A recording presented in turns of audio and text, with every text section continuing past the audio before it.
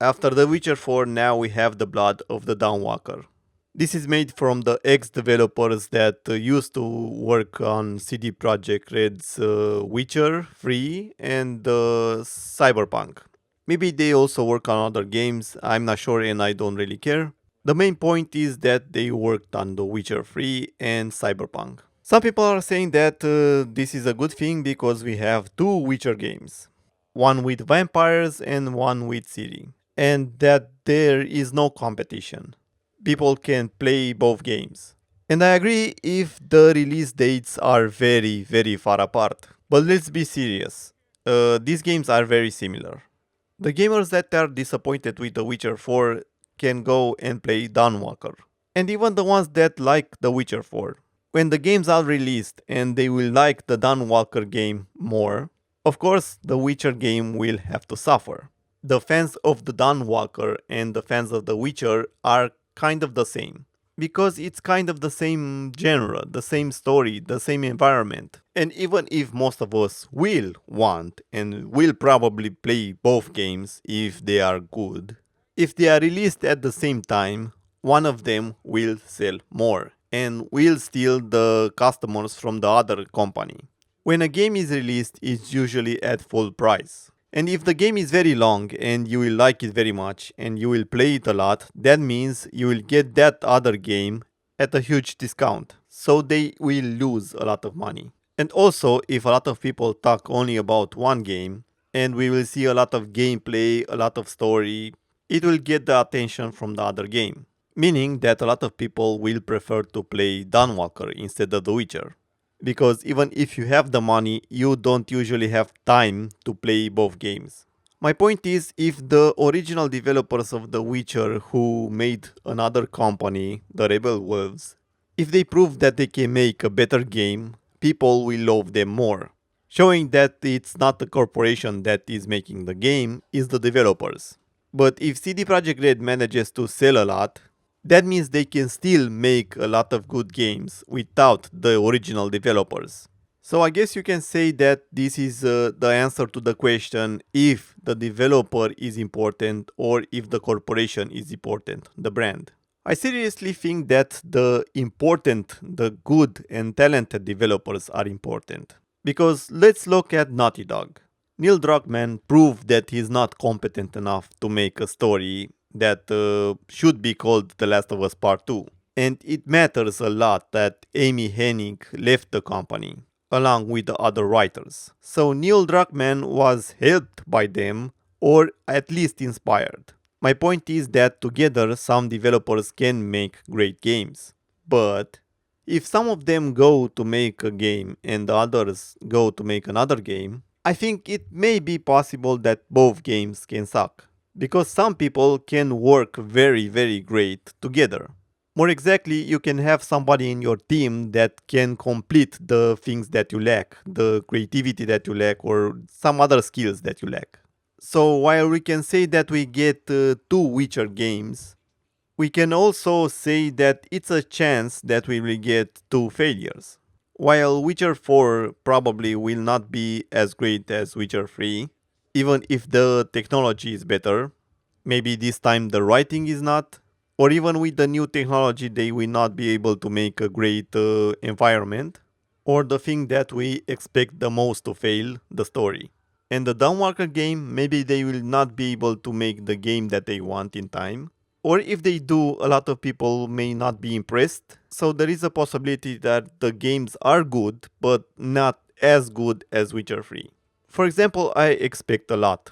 The Witcher 4 has no excuses and it should be a lot more better than The Witcher 3.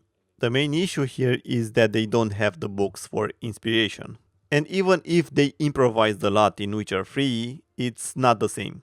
And the Blood of the Dawnwalker is something new. And I think there is a lot of pressure for them. They will have to prove if they were the talented ones and not the brand, the CD Projekt Red brand. They have to prove that they can make their own things, including gameplay and story, even if they don't have a Witcher book. At least if Witcher 4 doesn't have a book anymore, they can still get inspired from the old games and books. But also the Blood of the Dawnwalker is also inspired by old legends and other stuff. So again we reach the same conclusion. It depends what developers have the most talent. I think it will be bad if CD Projekt Red, for example, will do a great job with the gameplay and the Blood of the Dawnwalker will do a great job with the story. Because either way, we don't have a complete good game. And many times, instead of having two cakes, I prefer having one good cake. The reason that the developers of the Blood of the Dawnwalker said that they left CD Projekt Red to make their own project was because they feel like they can make a good game if they are not a huge company. More exactly, is easier to communicate. When you are in a huge company, maybe a lot of people have different ideas. That means that things can change all the time. You also have a lot of bosses that doesn't let you be creative.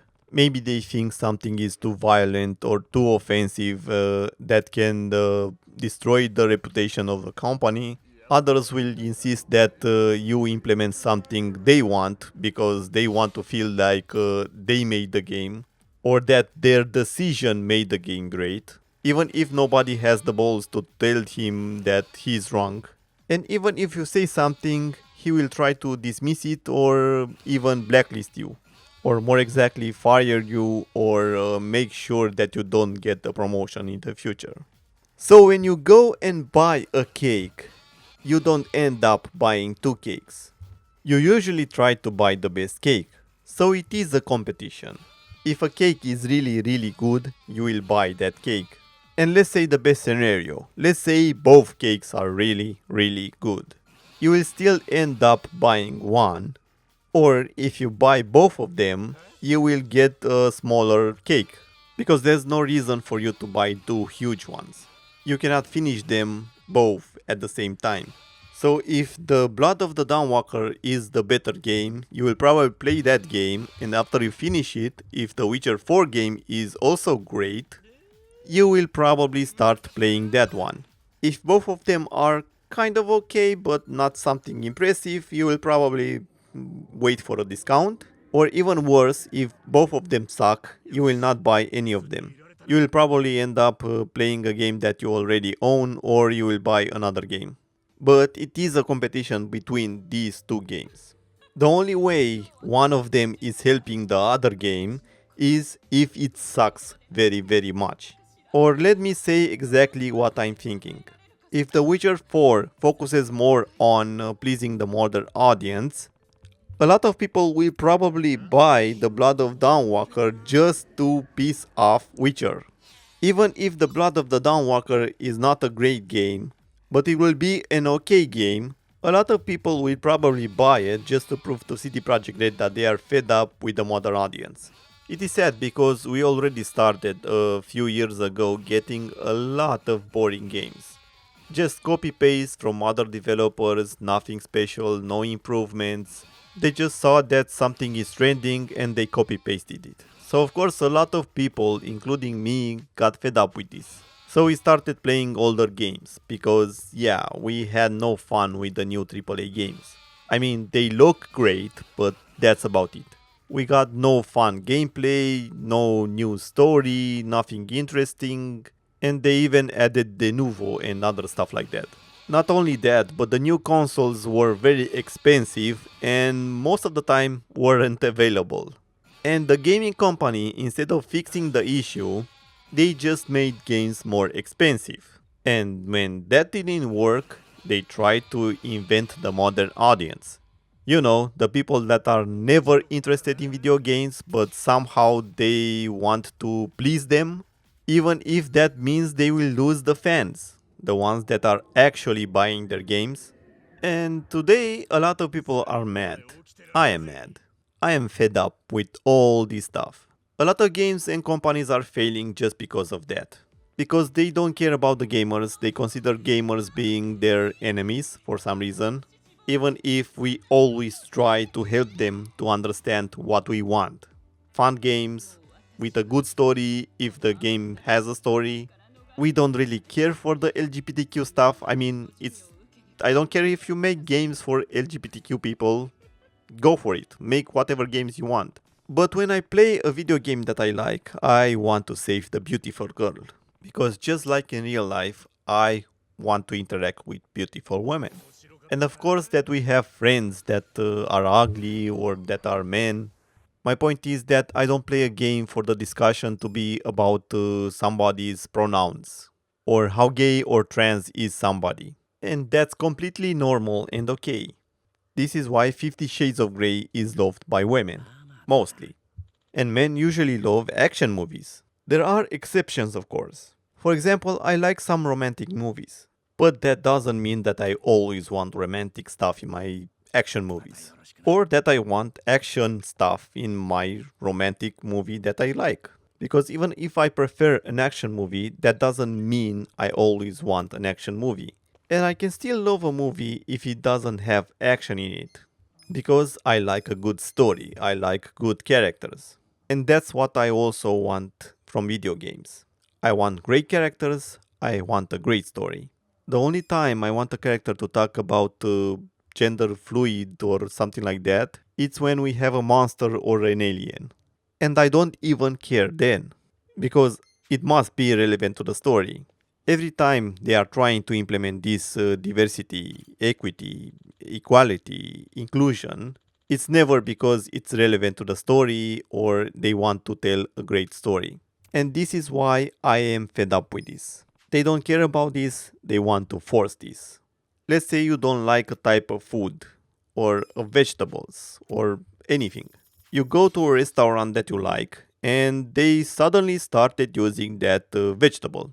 You tell them that you don't like it, but they tell you that you have to like it, because it's in all their foods, and it's an issue with you if you don't like it. And you agree, you go to another restaurant. And everything is okay, but they also start to add that vegetable after some time. And they tell you the same thing. So now you are kind of mad that everywhere you go they are using that vegetable. Even if apparently they are not selling a lot because nobody wants it. So you start to make your own. Okay, I am going too deep with this. Let's go back to the games. So basically you don't like the mother audience, you don't like the stuff that they implement in your games, the LGBTQ stuff. So you go to another company, they do the same thing. So you go to another company that they used to make games that you like, but they also started making games for the mother audience. So I think it's okay if I get mad, because we see those studios that we like failing.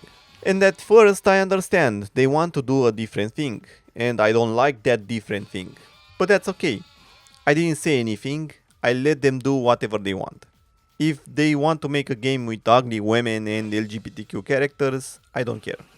But when I see more and more companies doing that, and they are failing over and over, and most of us don't like the stuff that they are producing, we start asking, what are they doing? We don't like that. We don't want that. We like the old games, we don't like censorship, we don't really care for LGBTQ stuff. It's completely normal to give the companies a feedback. But then we see DEI companies like Sweet Baby saying that they are going undercover. They still want to be part of the gaming industry, but they don't want others to find out. If they are helping and they are doing a good job, why are they hiding? Why don't they want people to know what they are working on? So of course, now I expect a lot of DEI stuff from all the games. So this is the main issue. Instead of us talking about the game, about the story, about the characters, about the environment, we are wasting our time talking about if this game is DEI or not. The real issue that always existed for some time is that a lot of games are very mediocre. For example, Ubisoft games. Sure, I understand the backlash of Assassin's Creed Shadows, but most Ubisoft games, especially the new ones, were very mediocre, very copy-paste. And we saw this from a lot of games. So while Ubisoft had a lot of devoted fans that bought whatever they released, now because they tried to invest BlackRock and other investors, they basically disappointed even those fans. And I seriously never expected those fans to not buy Ubisoft games. because they were so devoted that they bought every Ubisoft game as soon as they launched. It didn't matter if the story sucked, if the improvements weren't that huge. Even now, they presented in Assassin's Creed Shadows parkour. Parkour that always existed in Ubisoft games. Sure, they have some new animations, but come on, they presented parkour in a Ubisoft game, Assassin's Creed game, like it was something new. Something that can make the games 10 times better. Let me close with this. The big issue with the gaming industry is that they have a huge development team. That means that the games are very expensive. That means that a lot of people with different ideas have to somehow implement one idea into a game. So instead of fixing this issue and making the teams smaller, making the budget smaller, not wasting at least half of the budget on marketing, you know, the stuff that works and the stuff that made the great games and that made them a lot of money. Instead of that, they just hired a DI company. And they wanted more money from investors instead of the fans. And I don't mean more money from the fans making the games more expensive. I mean making the games better to make more people become fans. So now, because of the DI companies, we get even more money wasted. And even if somebody writes a good story, then comes the DEI company saying that, oh, that's too offensive. No, it's not okay. You cannot say that, you cannot do that. You must talk more about the LGBTQ stuff. You must implement more of them. You must make the female characters ugly. So of course now they are saying that 200 million is not enough to make a game like Concord. Sure, let's say they got 2 billion. Yeah, I don't think it will make Concord better. Anyway, that's my opinion, and this is why a lot of people started talking more about this stuff instead of video games. Most of us were very disappointed with the AAA industry because they were making a lot of mediocre games. And we wanted to see AAA games that are great. Not with microtransactions, not with de novo, but we want creativity. Something original, innovative, with a good story, fun gameplay. So when the DI stuff was starting to be released, of course I got mad, and a lot of people did. Because they tried to fix something that is mediocre with microtransactions, de novo, and other stuff, with something that is worse, with something that I don't even want to play for free. So I hope that Rebel Wolves proves that you don't need a huge team or a huge brand, but you probably can still make a good AAA game. At least that's what I hope. We will see. We want fun games, and I think it's nothing wrong with that. And I think it's very important to say what we want. Because a lot of people that don't care about the gaming industry are telling them what they want. And even if they are making the stuff that they want and nobody buys it, for some reason they make even more stuff for them. So that means the only issue is that we are not saying anything about it.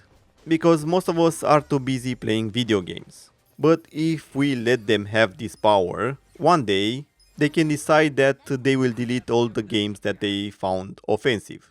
And maybe the only way that you can play a good game is with emulation or having an old console that doesn't need internet to be able to play a video game. Again, I hope both games are great, and if they are good games, I hope they both sell a lot and they succeed.